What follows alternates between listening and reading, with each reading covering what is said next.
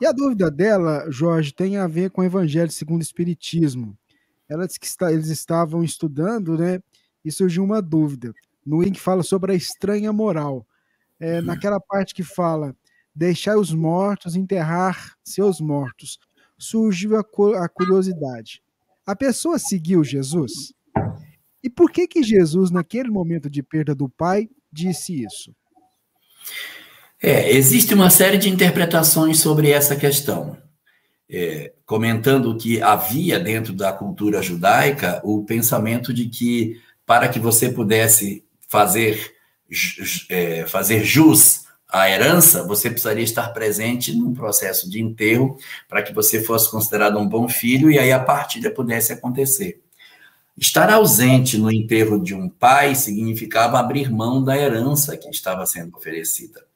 Então ele diz, Senhor, deixa primeiro eu enterrar o meu pai e depois eu venho. E o Cristo diz, deixai aos mortos o cuidado de enterrar os seus mortos. É lógico que não é morto, fisicamente, que morto não vai pegar uma pá para enterrar ninguém, não tem como. Então ele está falando no sentido espiritual. Os mortos espiritualmente, deixa que as pessoas que não estão despertas para a realidade do espírito, deixa que eles vão lá fazer esse trabalho. Não se envolva mais nisso, porque de repente, a gente não sabe, mas esse indivíduo poderia ser alguém que o fenômeno da herança poderia não ser a melhor alternativa para a história dele. Então, a benefício de determinadas pessoas, abrir mão das coisas materiais para um determinado espírito pode ser bom para ele.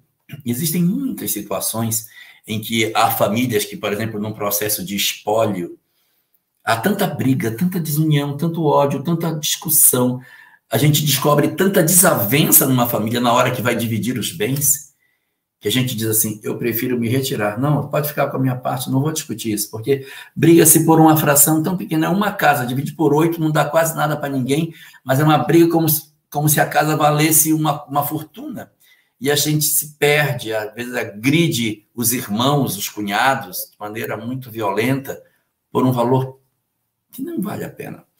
Então, quando você tem essa circunstância, a gente não sabe se esse indivíduo não era alguém envolvido na história dessa herança, em que os bens materiais que ele poderia receber poderiam se transformar num grande peso para esse companheiro. Então, deixa que os outros resolvam isso. Você está dizendo que os mortos, deixa os mortos enterrar seus mortos? É porque esse não era um morto segundo o espírito. Porque ele está falando, deixa que os que não despertaram ainda cuidem disso. Você já despertou. Não vá se envolver nisso. Vai ser só desgaste. Esses bens materiais, de repente, nem vão trazer essa felicidade.